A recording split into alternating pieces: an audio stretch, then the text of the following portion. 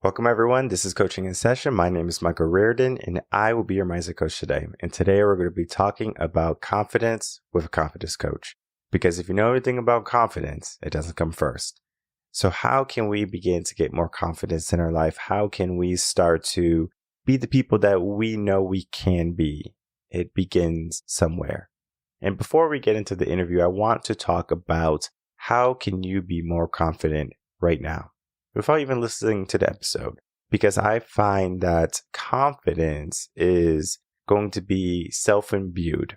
For example, what makes me confident is looking great. I go to the gym 5 days out of the week. I look good. Now, just because I look good doesn't mean I should be confident, right? There's people who don't look good maybe, but they're confident.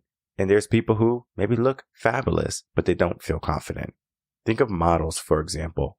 Sometimes they're getting ready for a show and they might feel like they're bloated, or they might feel like, oh, I'm going to fall. I'm not feeling well. And then what happens? They trip, they fall, they stumble because they put it into the universe. They said, you know what? This is going to happen to me. However, we can be in a situation or a scenario or a lifestyle, and we might not feel like we're 100% confident, but we can act like we are 100% confident. When I first started the business, confidence was probably the last thing I was. There was always me trying to fix this and tweak that to be better, as a business should be. But it was because I didn't know if people were going to say something about the purchase or the coaching. How can I be the best possible coach? How can I be confident in my business? And it wasn't until client after client, person after person would come work with me and then say, this was great. This is really good. I said, oh, wow, people are enjoying this. Keep on going. Same thing in my work, the recognition that I got. People in the gym, they come up to me. Michael, you look great. Well, they don't know my name sometimes, so they just go, hey, you look great. I say, okay, thanks. And then, my ego, I don't know, like my wife would say, I have a big ego. And it's not ego. It's hard work. It's discipline that I have given myself for many years to finally get the results that I have today. So some might say it's the ego. Some might say it's, me being a big head. I mean, I think a famous and popular word now is a narcissist or something like that. I don't even know if that's the correct word, but I'm sure you can say that someone is that if they feel like they're superior to some people, right? And I don't feel like I'm superior to people. When I see people in the gym, I don't go, I'm better than them. I'm more confident than them. It's more of I'm very confident in each of my steps, in each of my moments. If something were to happen, I'm confident that I can handle it. Sometimes people, they have those fears, they have those doubts before something even happens. And we talk about it with my guest today because people, they'll put a seed in their mind, they'll put something there, a whisper, and it causes us to fear. It causes us to procrastinate. It causes us to lose focus. It stops us from being confident. So confident is more than just an understanding of the word. Confidence is the doing of the action. It's the believing of the mindset. It's the building of you. So let's get into that interview with Tara, and we're going to learn just how to be confident and what that can do in your life. Welcome, Tara LaFon Gooch, to Coaching in Session. How are you doing today? Good. Thank you so much for having me. Of course. Thank you so much for coming on today. I have you as a confidence coach, and we're going to be talking about confidence, everything about it. How do we get it? And confidence is one of those secret ingredients for success, happiness. I know we're going to be talking about that, but many people lack confidence today. They might have some fear, some doubts, some anxieties. And today, I hope we can talk about all that and how to alleviate that in our listeners' life, because it's important to apply confidence, but we first have to know how to do that. So in your own words, Tara, can you please tell the world who you are, what you do, and how you help them? Sure. So my name is Tara LaFon Gooch. I'm a CEO of a company called Best Branding Solutions. So by trade, I'm a brand strategist. I'm an entrepreneur, but I also recently wrote a book on confidence. So that's what we're going to be talking about today. In 2024, I will be a TED speaker as well. So I'll be talking about this exact talk on the TED stage, which is confidence. So I'm excited to go on this journey and hopefully add a lot of value to people. What made you want to write your book on confidence? Was it something that you were lacking in your life, or was it something that you saw people were lacking and you wanted to instill wisdom in them? So both, right? But I think so. The first rule of public speaking is if you haven't lived it, don't speak about it, right? And it's kind of the same thing with writing a book sometimes. And for me, it was very much a personal journey. It was something that for my entire life, I felt a shortness in. I just didn't feel very confident my entire life. As I started to go into entrepreneurship and in my career, even before that, this lack of confidence started to hold me back in every aspect of my life, not just one or two ways, but literally everything. It was at my lowest point, and I almost just gave up, and I couldn't see the forest through the trees, if you will.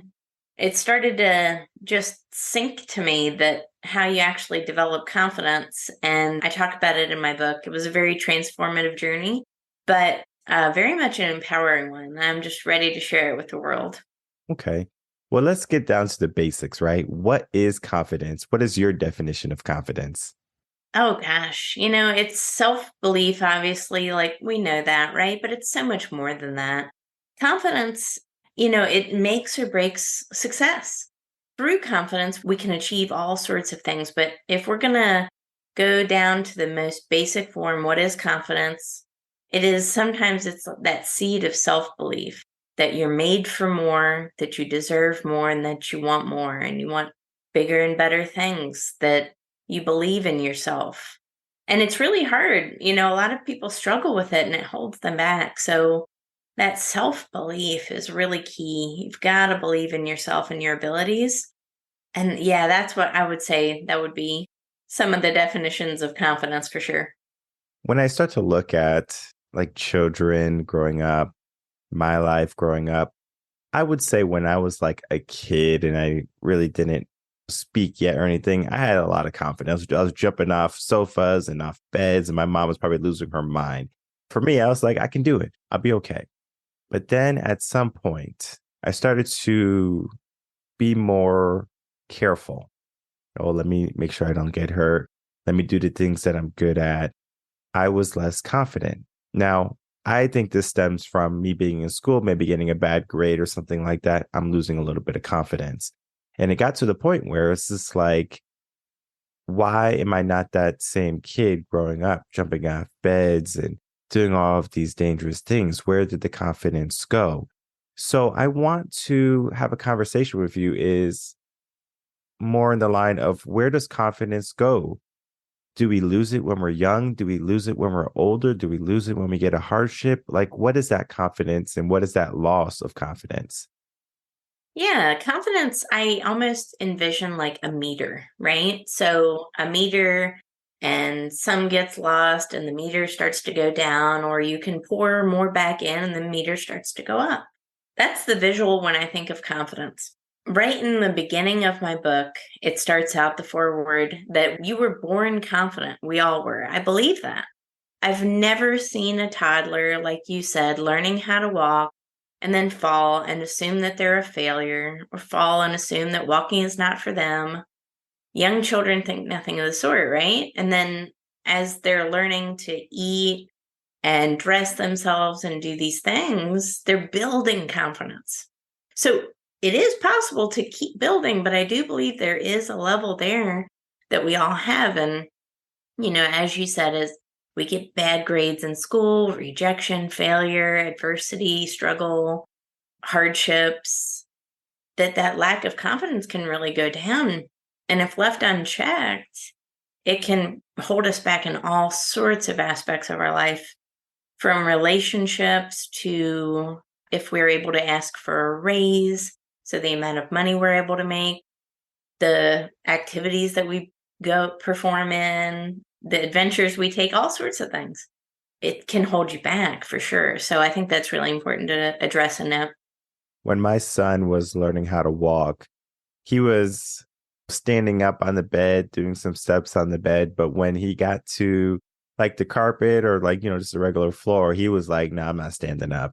So he was definitely not confident on the ground, but on the bed, he had all the confidence in the world. And I find that sometimes we could be confident in certain areas of our life, and sometimes we might need a little bit of help, a little bit of guidance. When you can find an area that you're confident in, do that, right? And then feel that and then build on that. And then it starts to go into other aspects of your life. For example, maybe you're really good at playing piano, but you want to learn how to play guitar. You might not be 100% confident in playing guitar. So if someone asks for you to play them a song, you're most likely going to go to the piano first than if you were going to go to the guitar. How can we help people start to be more deliberate in doing the things that they're not 100% confident, but they're trying to get there? So if you wait and sit about it and think about it, guess what? You're never going to be confident enough to do it.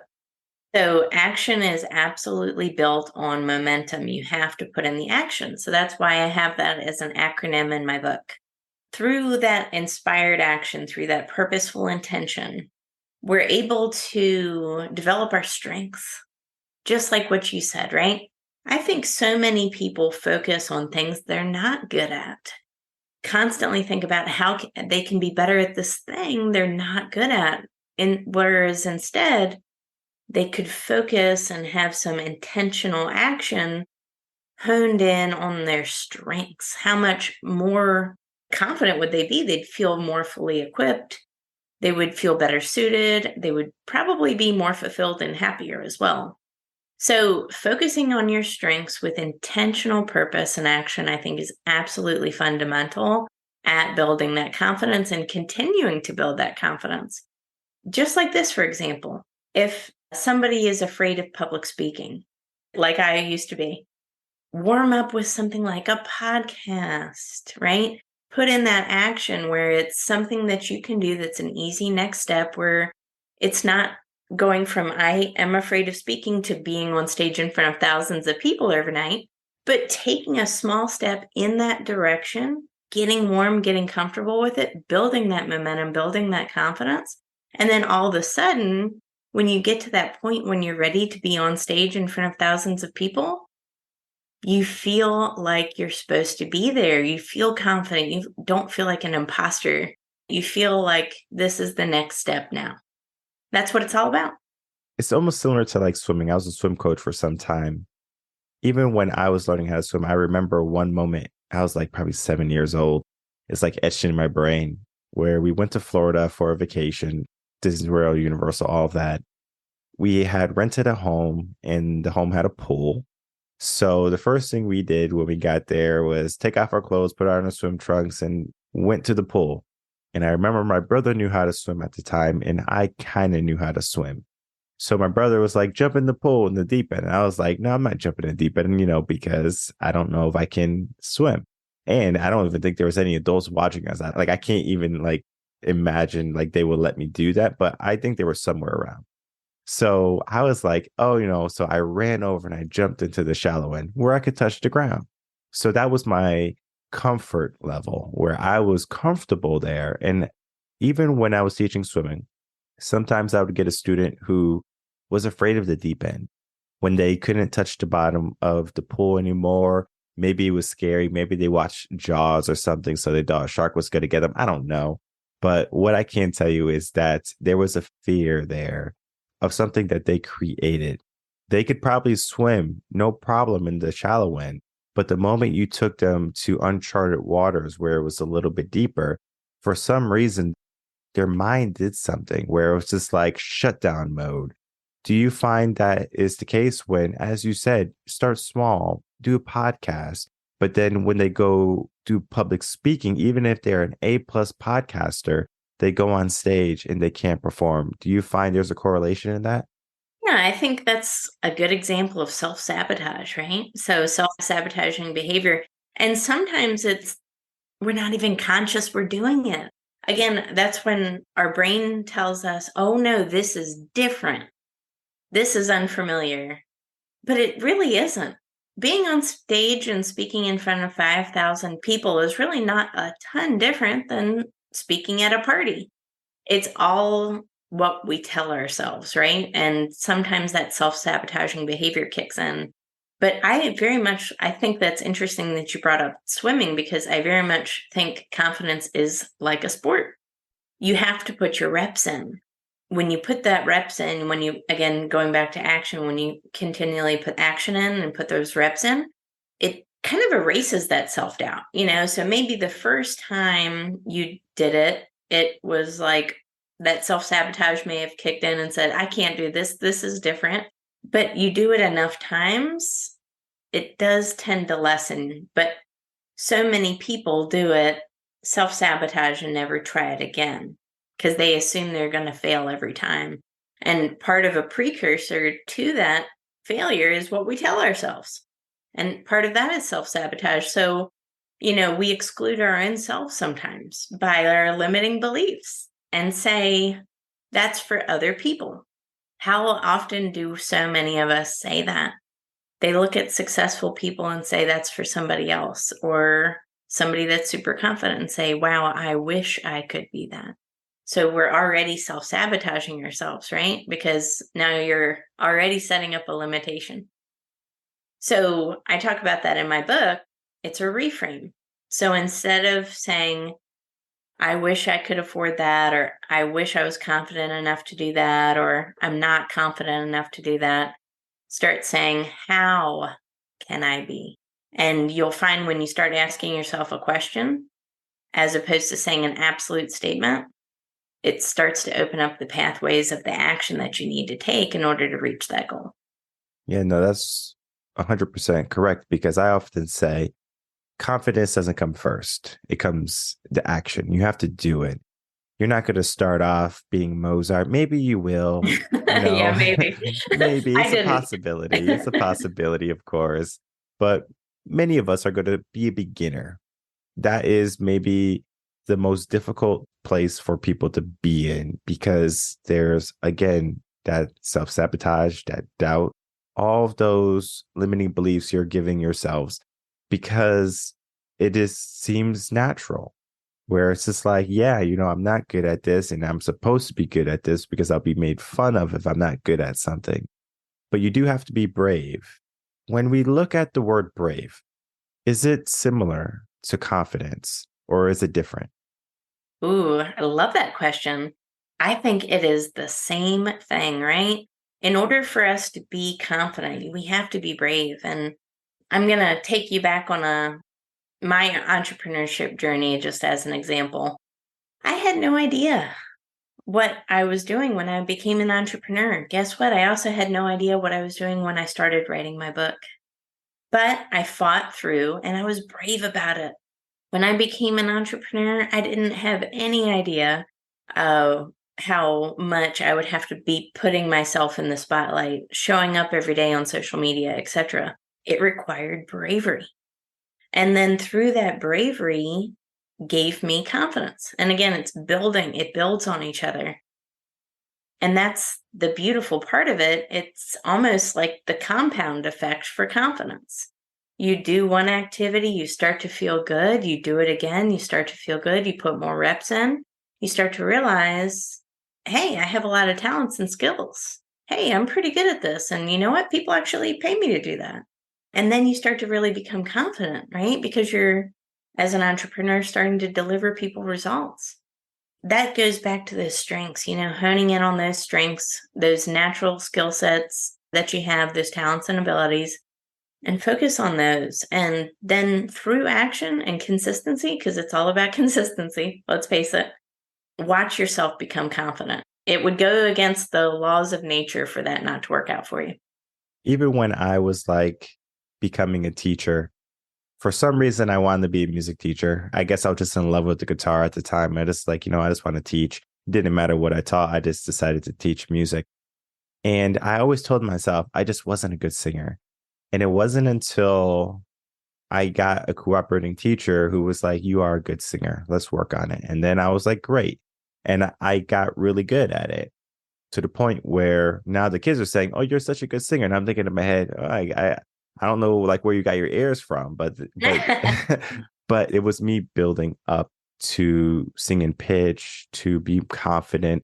And everyone else felt it. It was like, oh, like this guy can sing. Now I don't do karaoke or anything, but in order to teach the kids how to sing, concerts and things like that, that was a no-brainer. It was easy for me.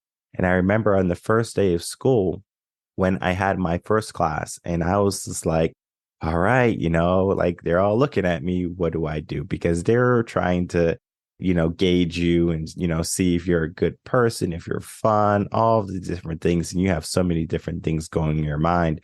Luckily, I had great cooperating teachers, mentors growing up and in college where I was ready, where if I had an issue or a roadblock, I just look back at my training and I say, I am built for this. It's something that the Army does actually, where when they're in boot camp and they're training and when they finally get into a live fire situation, the staff sergeant is there to say, remember your training Marines or, cadets or whatever, because it's like, oh, wait, we went through this already. And so when I was in front of that class of 25, 30 students, it was like a little bit nerve wracking because, again, all eyes on me.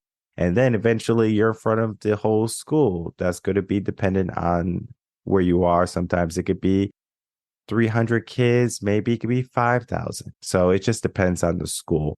But I mean, I spoke in front of 5,000 to 10,000 students, at any point in my teaching career. And it was just another walk in the park for me. 25 kids in a single classroom to me was the same as a whole assembly, as a whole district. It was just the same. It was, again, I was just accustomed to it. And it wasn't so much I was accustomed to speaking to that many people. I was confident in my skills.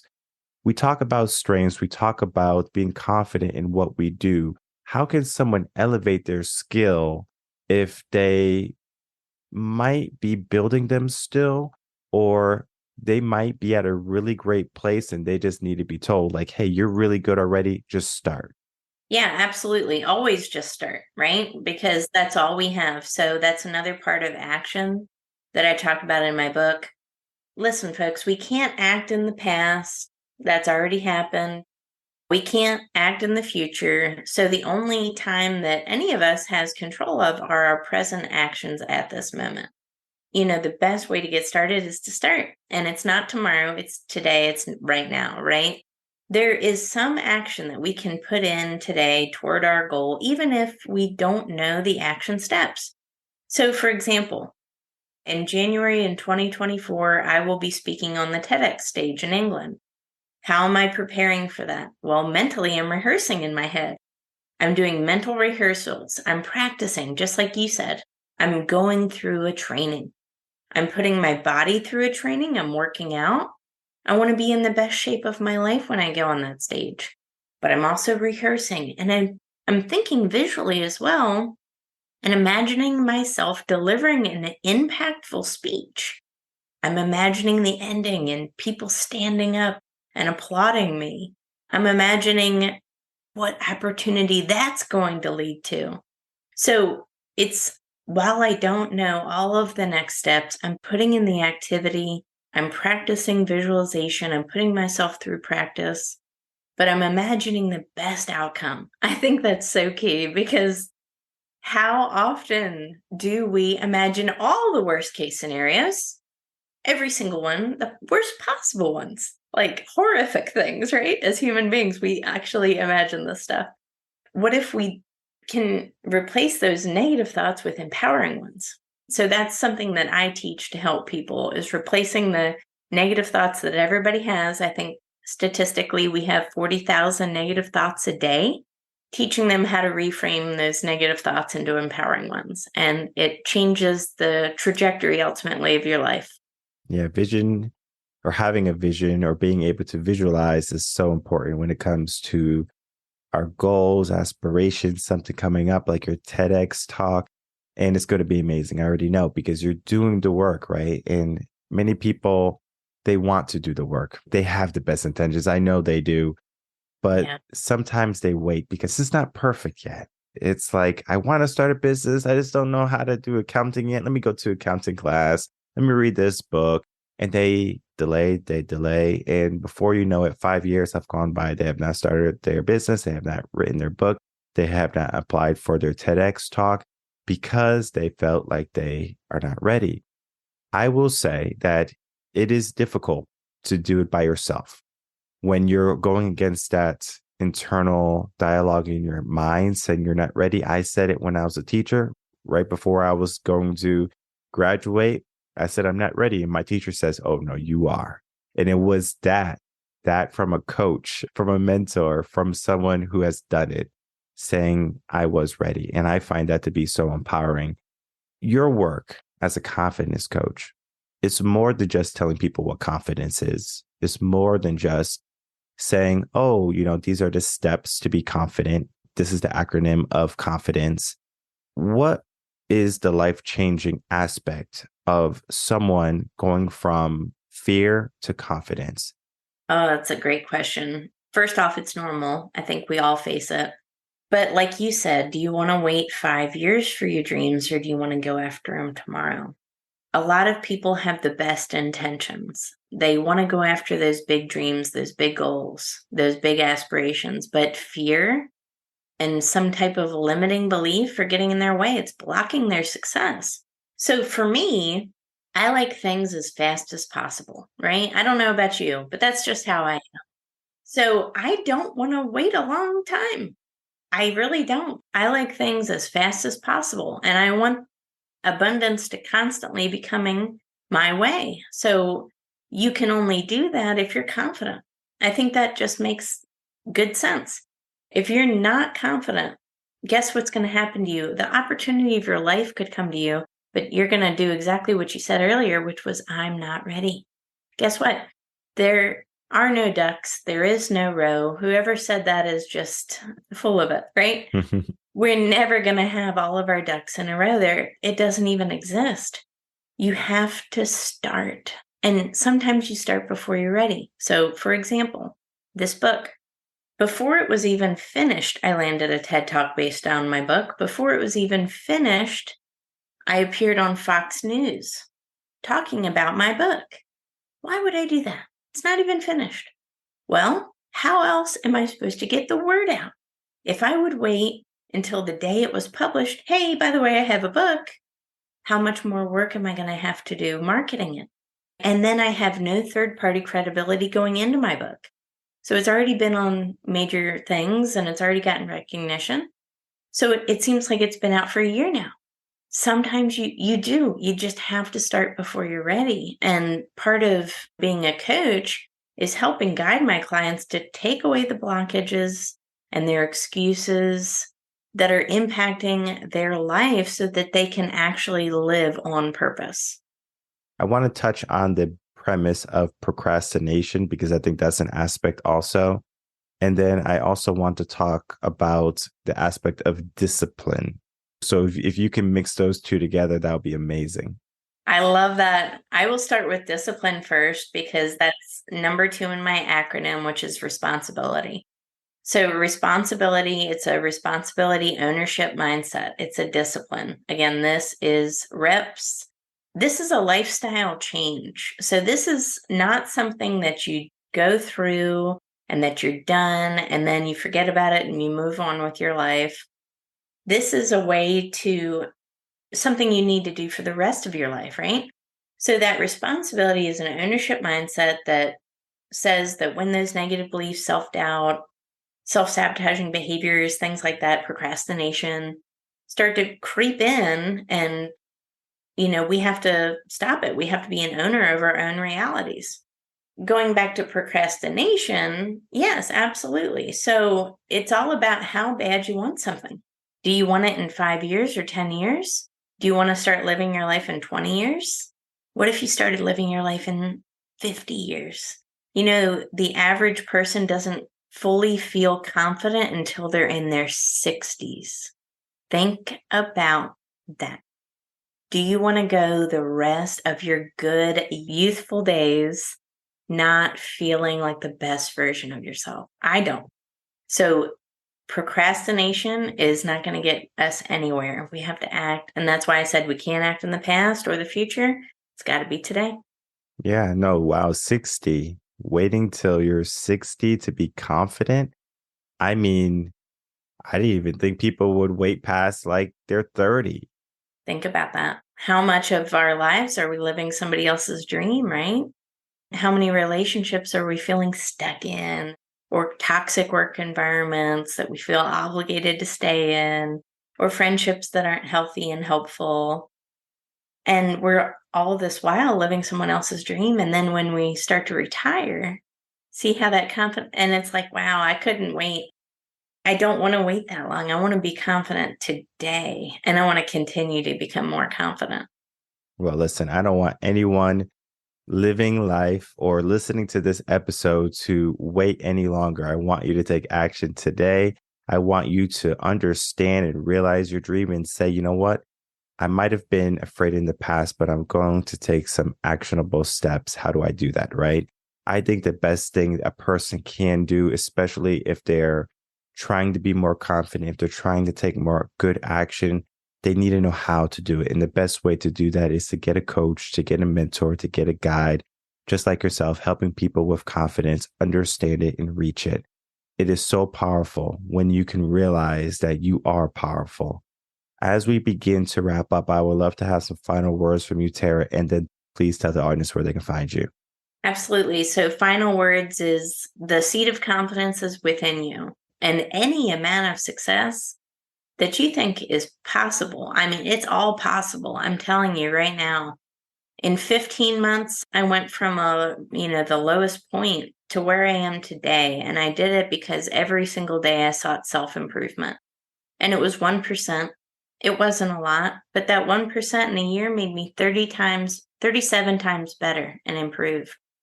And I'm no longer a recognizable version of myself compared to what I was even just a year ago. So the seed of confidence is within everyone. If you improve just a small fraction, even a fraction of a percentage every day, you will be a changed person in months. Keep going. Those dreams are so real and beautiful, and you guys all deserve to accomplish them. You can find me on Amazon. So my book is on Amazon, How to Grasp Confidence and Own Your Power. I'm also on LinkedIn, Facebook, Instagram, TikTok, I believe. So you can find me at Tara LaFon Gooch. I'm on those social links. Perfect. And I'll definitely make it easy for everyone to find you and your book. All the links are going to be in the description box below. Everyone check her out, purchase her book, get some confidence coaching, because in order to achieve great things in your life, you do have to want to take the first step. And I know many people want to take that step. Sometimes they just need a little push. And I think Tara's going to be that person to not only give you that nudge, but to do it with care, because we might be fearful to take that first step, just like my son was when he was walking on the ground. But we don't have to be fearful any longer. We can take that step in confidence. We begin today. I would like to thank you so much, Tara, for coming on Coaching in Session, helping us understand confidence and talking about the work that you do. All right, everyone. Thank you so much for watching that interview with Tara LaFon Gooch. What went on in that interview is that we were talking about confidence as a basic term. Just like, what is confidence, right? Going into it, warming up, because if I said, all right, guys, in order to be confident, you need to lift this much weight, and you need to look this good, and you need to put on this cologne, and you need to wear these clothes, and you need to have these friends. And I mean, I can go all day with what you need to be confident. However, those are the superficial things. Like the materialistic goods, it can make you confident. I remember when I was in sales early on, people would say you have to look the part. And I understand I look good and things like that, but looking the part was like wearing a suit. And you know what they called the suit? They called it a suit of armor. Now, this wasn't a chainmail. I wasn't a knight or anything. But they said, if you can look like $1 million, you will feel like $1 million. When I wore my suit, I felt like $1 million. I felt confidence. And even though some days I went into work and I didn't get any sales, and maybe it was a terrible day, got yelled at or whatever, I still felt confident. I still looked good. However, just because you look good, it doesn't necessarily mean confidence is going to wrap around yourself and wrap around your life, and all of a sudden, things are going to change. You almost have to be deliberate when you want to be brave today. You almost have to be deliberate when you want to be confident and disciplined. It's not something that is a byproduct of an accident. Most people don't just wake up and are amazing. They have built themselves up. They have went through hardship. They have went through trials, and they have went through the self-doubt, the limiting beliefs, and attaining a mindset that is confidence. I think people sometimes they think there's a shortcut to confidence. They just want to feel confident. However, you have to take the action. We talked about public speaking. Sometimes when you're in front of people, you just lock up. You're just like, oh, I know there's only 5 people in front of me, but you lock up. Why? It is because maybe you haven't done it enough, or maybe it's a different type of crowd. Because I can speak in front of 10,000 people and I will do fine. But maybe I'm speaking in front of some very important people, and there's only like 20 of them, right? Maybe the presidents of like several countries, top CEOs of Fortune 500 companies. Maybe now the pressure is on.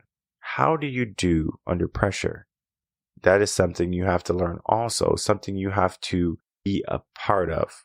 I find this to be akin to weight training.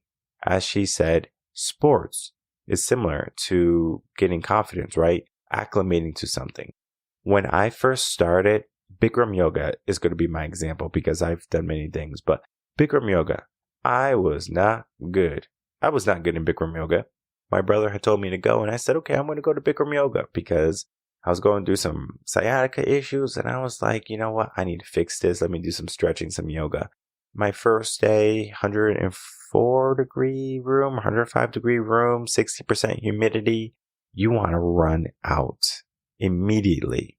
But the instructor says, you better not leave this room, because if you do, you're probably going to pass out. So some people didn't listen.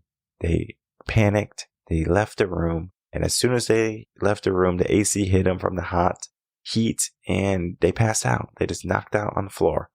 That is what we have to understand. Sometimes we have to acclimate to the environment. Sometimes it could be hot. Sometimes it could be cold. In my case, Bikram yoga was hot. Your case might be different. You might be in Alaska or something, and you have to acclimate to it. Have you ever moved someplace where it's super cold and you're like, oh, it's freezing. And then a year later, you're like, oh, yeah, just regular weather. We acclimate to it. So if our body can naturally acclimate to being comfortable, why can't our mind acclimate to being confident? And the answer is it can, but it might need a little help. It might need a little bit of guidance. And that is what we do as coaches. We help our clients become more confident in what they do.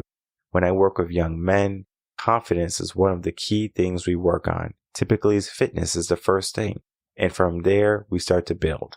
When I have someone coming in for dating, because I do relationship coaching also, we talk about, okay, well, what do you need in order to be more confident in finding the perfect match for you? Some might say, oh, I want to lose a little bit of weight. And I say, okay, cool, we can set that up.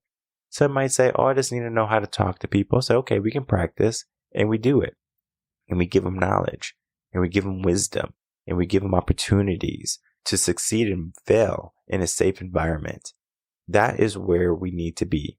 We have to be in a safe environment at all points. I understand some places can be more hostile. Criticism can affect you like a hot knife in butter, but you have to be stronger than that.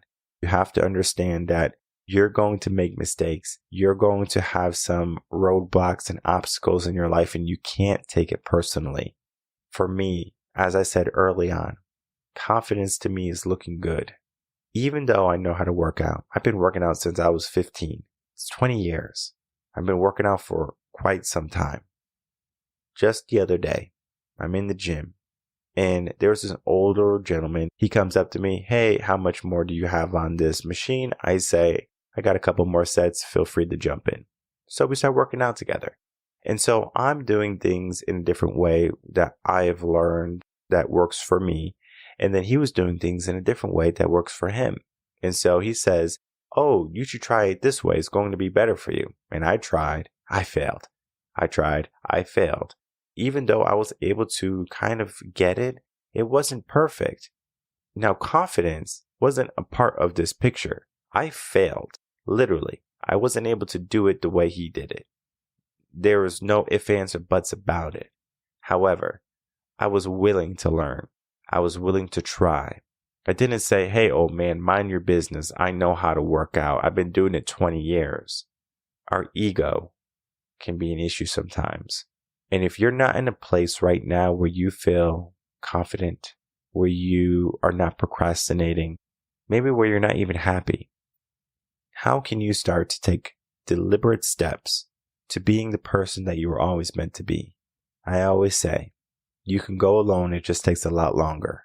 But why wait? We talked about it. 60 years old. That's a long time. Why do you have to wait? Elon Musk says, well, if something's going to take me 10 years, I figure out how to do it in 10 days or 10 months or whatever. We need to expedite who we are.